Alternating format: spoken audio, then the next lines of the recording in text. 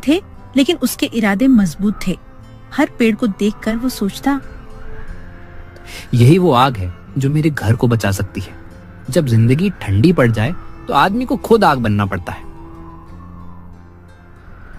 वो एक सूखे पेड़ के पास पहुंचा, कुल्हाड़ी उठाई और लकड़ी काटने लगा। हाथ सुन्न हो चुके थे, मगर वो रुकता नहीं था। कई घंटे बीत गए। उसने लकड़ियों का छोटा सा गट्ठर तैयार किया और उसे कंधे पर रख लिया।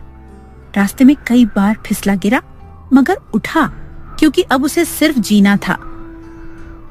शाम होते होते वो गांव लौटा। लोगों ने देखा, रघुवीर के कंधे पर लकड़ी का गट्ठर है।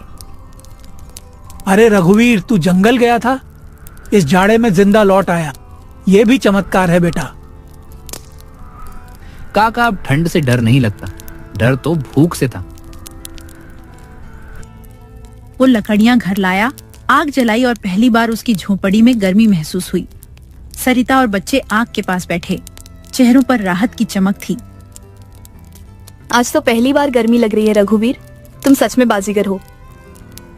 बाजी नहीं, जिंदगी की बाजी थी सरिता, जितनातना ही था।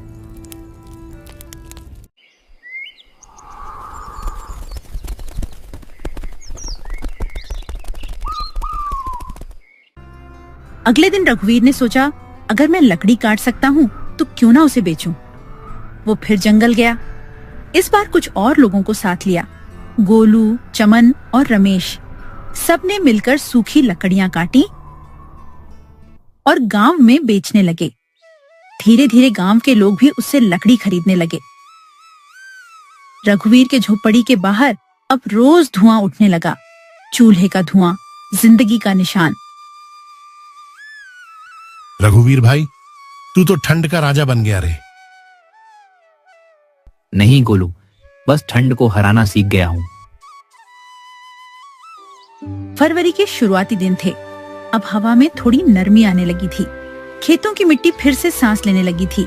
गांव में लोग बाहर निकलने लगे। बच्चे फिर से खेलते दिखने लगे। ठंड की कठोर परत अब धीरे धीरे पिघल रही थी।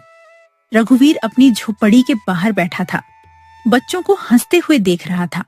सरिता पास आकर बोली,